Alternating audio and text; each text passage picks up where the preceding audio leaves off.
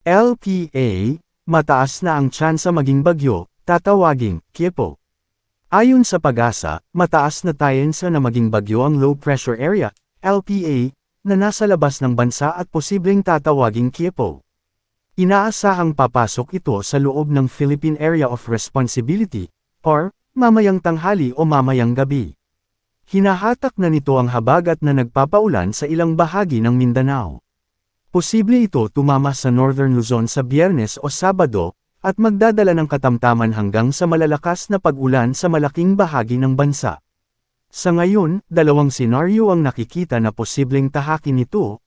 Una ay posibleng kumilos papalapit sa silangan ng Luzon sa weekend, at ang ikalawa ay kumilos pahilaga o mag-recurve papalayo sa bansa.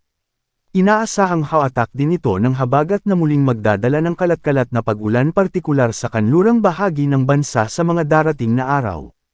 Ang susunod na pangalan ng bagyo ay Kyepo.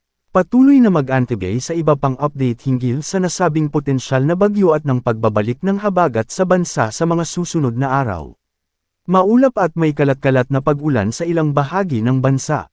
Maulap na kalangitan na may kalat-kalat na pag-ulan at thunderstorm ang mararanasan sa malaking bahagi ng Visayas at Mindanao, kasama na ang Palawan.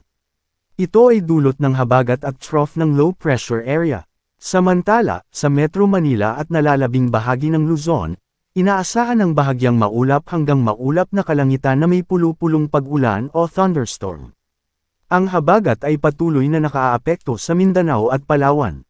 Maulap na kalangitan na may kalat-kalat na pag-ulan at thunderstorm ang mararanasan sa Mindanao, Western Visayas, Negros Island Region, Central Visayas, at Palawan dahil sa habagat. Ang trough ng low pressure area ay nakaaapekto sa Eastern Visayas. Maulap na kalangitan na may kalat-kalat na pag-ulan at thunderstorm ang inaasahan sa Eastern Visayas. Ang nasabing low pressure area ay may mataas na tsansa maging isang ganap na bagyo sa susunod na 24 na oras.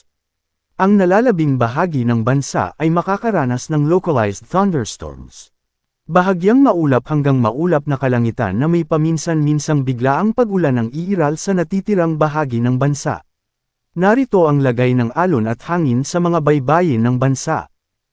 Banayad hanggang katamtaman ng alon, 0.6 hanggang 1.5 metro, sa Mindanao at Palawan na may mahina hanggang katamtamang hangin na mula timog kanluran hanggang kanluran.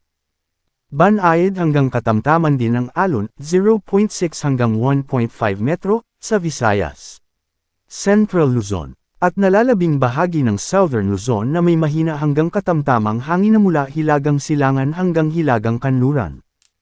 Banayad hanggang katamtaman din ng alon, 0.6 hanggang 1.2 metro, sa nalalabing bahagi ng Luzon na may mahina hanggang katamtamang hangin na nagbabago-bago ang direksyon.